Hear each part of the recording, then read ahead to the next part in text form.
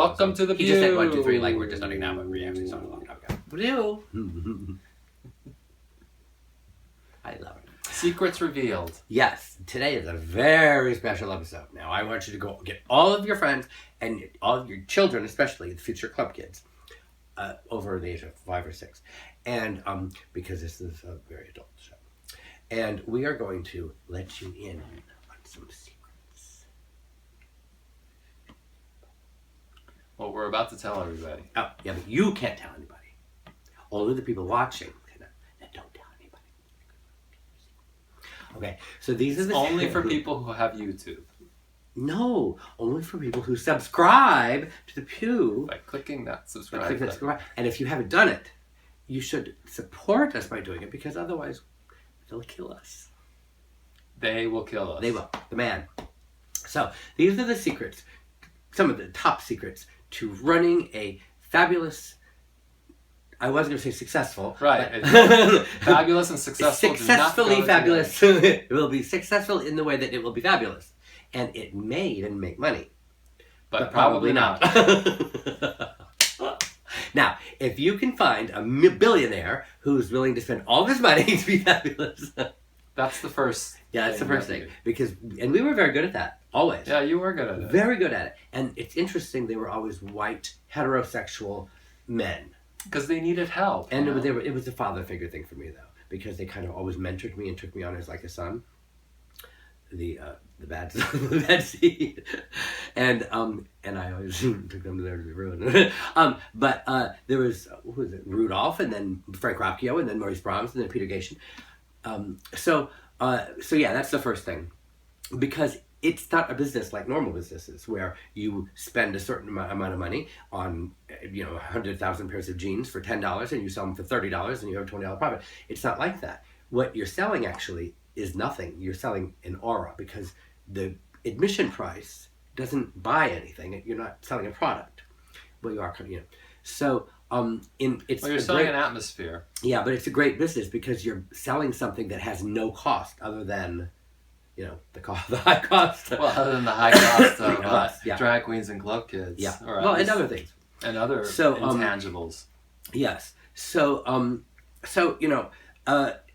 and plus, I mean, to have like elaborate parties, I mean, it is expensive because you have to, when you would get those B-list, even those D-list celebrities, you have to pay them. It is expensive, but it's worth it because it's worth it because you create this energy and this like aura and this feeling where people just absolutely feel like they have to be there. So it's got to feel exclusive at the same time. Even a club the size of Palladium that can hold 8,000 people, it still felt exclusive inside because there was another 8,000 people outside wanting to get in. And there were times that we didn't let anybody in. We just had the club be completely empty so that there'd be 20,000 people outside, and they were all thinking, "Oh my God, the most fabulous people in the world must be in there." But so we did that for a while, and then it builds up. And you were saying recently that you think Webster Hall either on purpose or out of Yeah, I can't tell if they're doing it on purpose or if it's accidental, because I've been going to Webster Hall because Kayvon Zan does a party there on Saturday nights. So for the past, 5 or 6 months I've been going, and you'll get there at midnight and there are mob scenes in front of the club of people clamoring to get in, huge lines, blocking the street. I don't know why the police tolerate it. And Ernie, that was an awful thing to say. What? The police? We want the police to tolerate it. Well, I know we want them to tolerate it. You sounded like an old lady with lorgnette saying, "I don't know why the police tolerate this. I'm going to call the authorities." Well, I don't call the authorities. I know, but we do live in a fascist police state. I don't know why they do, but I'm glad they do. Well, I mean, we do live in a fascist police state, so I mean that's why I say I don't know why they compared tolerate to compared to 25 years ago. Yeah, it's a fascist police state. Well, not compared to North Korea or something. Well, no, not compared to that, but I mean we are relatively highly policed. And we're also a little bit spoiled. But anyway, go on. So then you go inside and it's empty. Yeah, and you don't know whether they're doing that on purpose or just out of ineptness. Well, maybe they're just unorganized. I can't tell. It's hard to convince a club owner who's just spent millions of dollars on a nightclub why it makes sense to keep 20,000 people who all have $50 in their hand waving to get in. Why it makes sense to keep them outside. It's really hard to do that. I'm very good at it.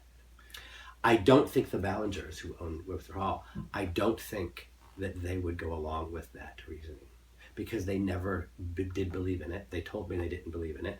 They said they're not going to go that way, and they never did. So I just don't. They're inept.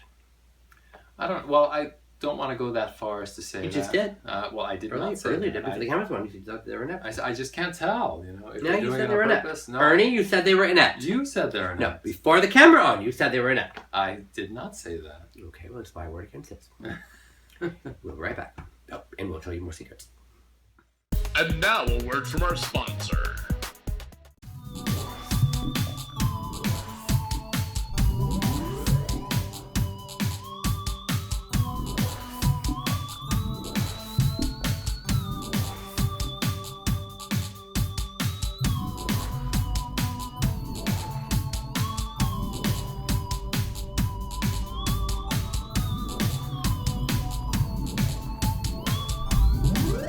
Welcome back to the Peeew.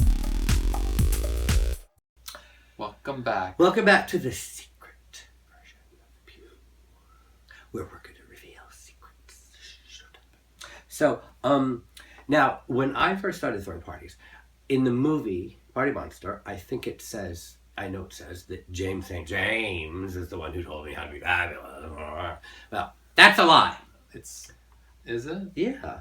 The real people who told me how to be fabulous were Andy Anderson, Randy, and Fenton of the Pop-Tarts. Okay. Who now own World of Wonder. Yes, that's true. And could you close that maybe so we don't have time? We're doing something on it right Oh, okay. Anyway. Processing. Anyway, so the reason that it says in the movie that James did it is because Randy and Fenton made the movie, so it would just seem to be a little weird saying Randy. And also James is a big character of the movie, so it just made more sense to say he did, And anyway, in his delusional mind, he thinks he did. So what did they tell you? Well, first of all, they wanted to have a three with me. They wanted me to go home with them. And I parlayed my 18-year-old fresh newbornness into riches. And I said, if you go out to dinner with me in my treat and tell me all I need to know about throwing parties, I will, maybe if I Consider drunk at dinner, I might make a bad decision. So I took them to McDonald's, which they thought I was being ironic, but I wasn't. I didn't have any money, that's what you know. And they told me all, how much money to ask for a budget, how much money I should be spending as a budget, how much money I should take for myself, how much money I should pay the DJs, which should be them, because they were DJs at the time. And so they kind of taught me about all of these things.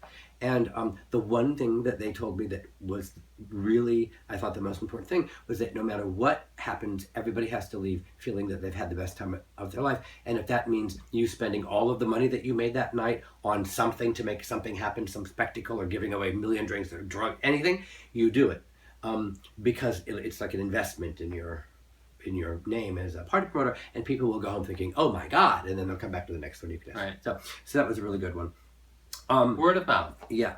And the other thing is, and this one I came up with on my own, is that a club has to appear more cool than the people going to it. So it's like, remember when we went to Area, we thought Area was cooler than we were because it was hard to get in. Yes. But when we went to Danceteria, it was more like, we're on the same level, it's not as cool, we could get in there. So Area seemed much more fabulous. It's all an illusion.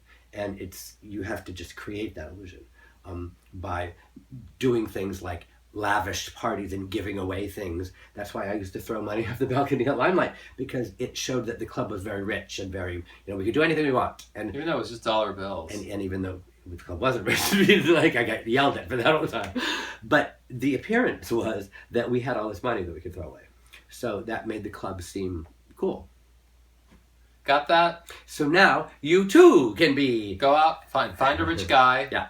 Tell that rich guy to give you all this money, Mm-hmm. and then spend it all so that you don't actually have a profit to show. And then I guarantee you'll have a club filled with fabulous people that won't make any money, but one of those fabulous people will be a millionaire, and they'll say, I'm going to hire the person who directed this club, and I'm going to give him twice his salary, and he's going to do the same thing to me, which he will. And that's how we went from club to club to club. And you know what? The club owners never told the new club owners, because they wanted to see it happen to them. Got that? See you next time. Bye.